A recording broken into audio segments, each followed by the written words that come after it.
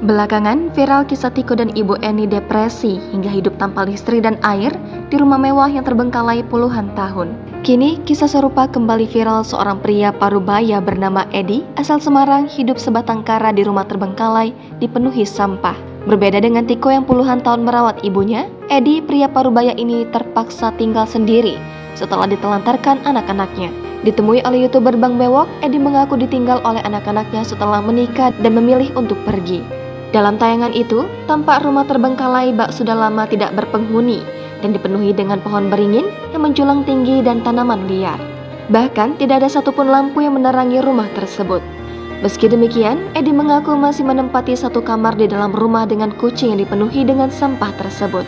Nampak seluruh bagian dalam rumah pria parubaya itu telah dipenuhi dengan tumpukan sampah berserakan.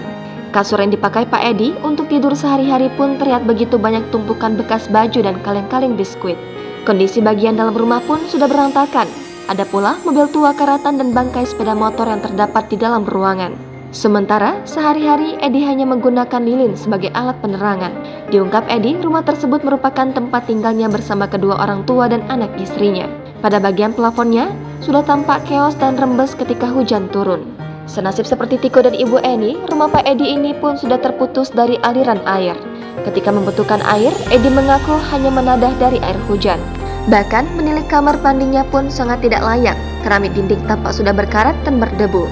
Pada bagian belakangnya, terlihat dari atas atap yang telah hancur parah hingga pohon menjulang tinggi pun memasuki atas atap. Mirisnya, Pak Edi masih memasak dengan menggunakan tungku kayu bakar. Begitu banyak botol bekas di dapurnya. Ia mengaku belajar menjadi pemulung untuk mencukupi kebutuhan hidup. Terlihat pula dalam rumah tersebut masih ada foto dari istri dan mendiang anak pertama Pak Edi.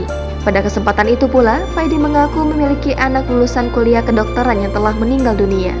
Selain itu, Edi mengungkapkan jika ia memiliki 3 anak yang semuanya lulus sebagai sarjana. Di akhir, Bang Bewok pun berharap kepedulian publik untuk membantu membeli rumah Pak Edi yang dijualnya senilai 4 miliar rupiah yang berada di pinggir jalan pusat kota Semarang. Adapun hasil penjualan rumah itu nanti akan dijadikan untuk kelangsungan hidup Pak Edi dengan menjual obat-obatan. Jangan lupa subscribe, share, komen, dan like ya.